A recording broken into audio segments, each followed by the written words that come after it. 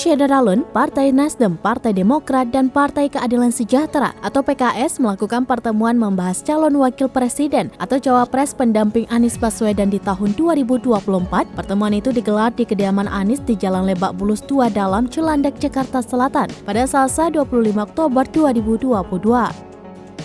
Ketua DPP Partai Nasdem Willy Aditya mengatakan pertemuan itu dihadiri Ketua Umum Partai Demokrat Agus Harimurti Yudhoyono atau AHY.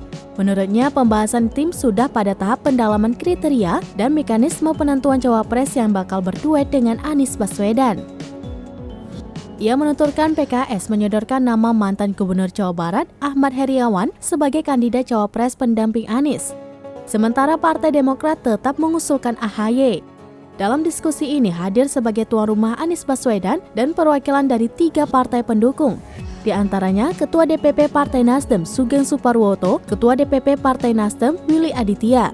Kemudian dari PKS ada M. Sohibul Iman sebagai Wakil Ketua Majelis Syuro didampingi Jubir PKS Pipin Sofian dan M. Khalid. Sementara dari Partai Demokrat terlihat Wakil Ketua Umum Partai Demokrat Benika Harman dan Iftitah.